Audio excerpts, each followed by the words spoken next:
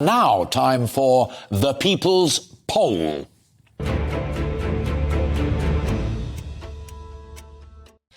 Let's have a look at some of the headlines in this week's poll. It's a proper poll, proper sample. It's not just what you want to tweet in and tell us your views in one of those polls. This is the genuine article.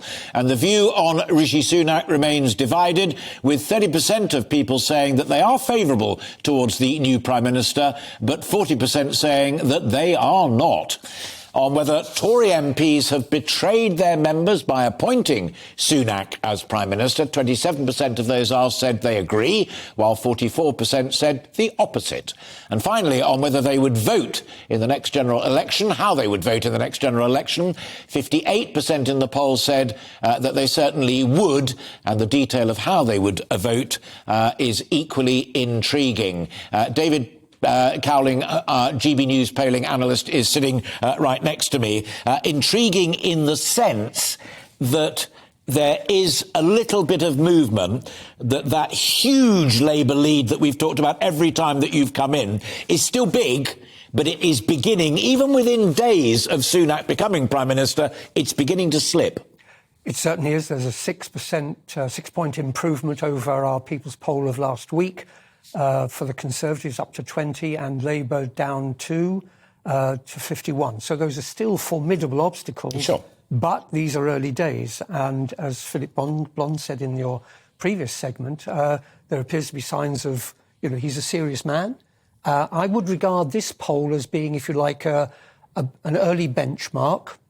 He's inherited a position which has been one of the most tumultuous and disastrous in recent Conservative Party history. The idea that simply by being selected, he would go and everything would change is ridiculous. So we have to look at this, I think, in terms of, OK, this is where it starts. Is it retrievable on the basis of what we're finding in our poll? And there are some signs which hint that, he's got ground that he can recover. Yeah.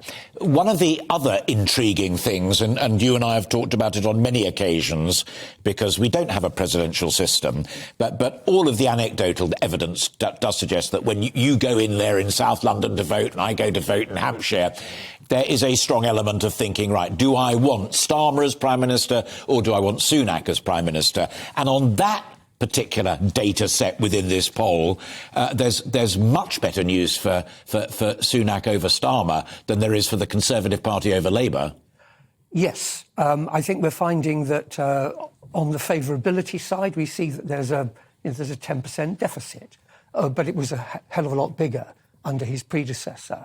But there are challenges, Alastair. I mean, but they're not... It seems to me disastrous. I mean, in the general election voting, 58% of Conservative 2019 voters say they're Conservative now, and about 1/5 of them have gone to Labour. OK, so that's the challenge that he confronts. And when it comes to best to manage the economy, the Conservatives with Sunak, 19%, Labour with Starmer, 32%. But 50% say don't know or prefer not to say. So my point is not that on the surface of it, this looks magic for the Conservatives. No, I completely agree with you. That's a big number that simply says everything to play for. Yes. Final point, the other standout bit of data for me is because all of the polls show, rightly or wrongly, that a headline issue of concern to ordinary folk out there, most of whom will vote come the election, is immigration. Neither party and neither leader is particularly favoured as someone who's going to roll up their sleeves and do something about boats coming across the channel and sort out immigration. You're absolutely right. The Conservative government, Sunak, is best managing the immigration, 18%, Labour, Starmer, 29%, but a whopping 53% saying don't know, prefer not to say. So once again, on this key issue for many people, we're watching.